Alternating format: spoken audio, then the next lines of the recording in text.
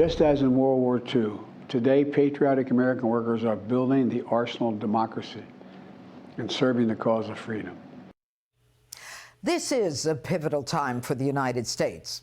And what helped get us here is the shameful appeasement of Iran, not just by Biden, but by Obama as well. Joining me now is Victor Davis Hanson, senior fellow at the Hoover Institution. Victor, thanks for being with us.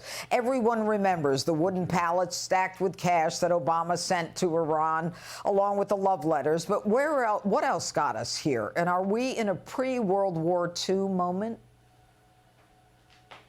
Well, it depends.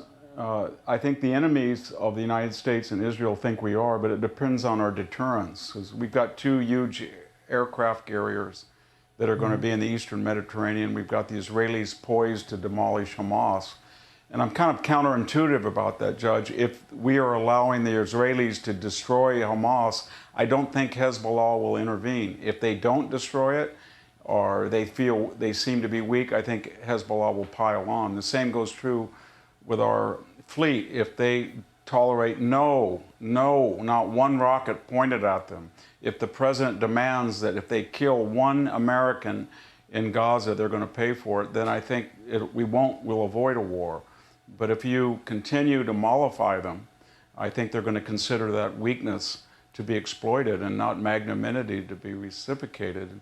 And you know, I don't think we've really appeased Iran. I think it's a little bit worse than that. Under the Obama administration and the continuation of the Biden administration, they see it as a strategic partnership.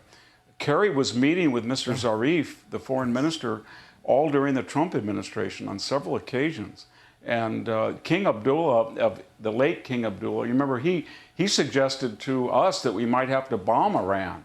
He was so exasperated. And Leon Panetta said, I don't think you got, and he was in the Obama administration, said, I don't think you're serious about stopping this Iranian nuclear program. So they've really thought that they could partner with Iran and create an oppositional bloc to the Saudis, the Gulf monarchies, Israel, and have creative tension, and then they would adjudicate it as if there was no moral difference between a humane and constitutional Israel and a theocratic, bloodthirsty, and terror-supporting Iran. And that's why we're in this fix right now. A lot of those people, Judge, are still in the Biden administration, and they still believe that they can partner with Iran and create some kind of new paradigm in the Middle East. Victor, you know, Biden was just asked moments ago, will Israel delay the ground invasion until you can pull the hostages out?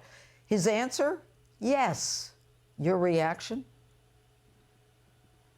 Well, he doesn't really understand that 1,400 people were murdered and mutilated and desecrated. And when he keeps telling them, you restrain, you restrain, you restrain, does he have any credibility? Not when he gives $100 million to Hamas. And, you know, Anthony Blinken, even though he knew that story was questionable and then ultimately false about the hospital, he was telling our embassies in the Middle East to lower the flag to half-mast. And that showed weakness. It showed that we were paranoid. And then Joe Biden said, well, the problem was they didn't shoot straight, Islamic Jihad. And what does that mean? That had they shot straight and killed Jews, we wouldn't be in this fix of demonstration and having to mollify or appease the Middle East. So what's coming out of the White House is not just counterproductive, it's bizarre. It's really surreal, Judge. It is, and even with this Jack Lew, who was one of the architects of the Iran nuclear deal, they want him to be the ambassador to Israel, Victor. Yeah, I know. I think they're saying to Iran, we want to enter back into this strategic partnership, and we want to do it so much that we're willing to offend the Israelis, both their sensibilities and practical reality. We're going to put an Iran deal promoter right in them at a time when they've suffered 1,400 casualties. Horrible casualties. That should show you how much we're interested in restoring what Barack Obama had created. All right. Victor, thanks. Hey, Sean Hannity here. Hey, click here to subscribe to Fox News YouTube page and catch our hottest interviews and most compelling analysis. You will not get it anywhere else.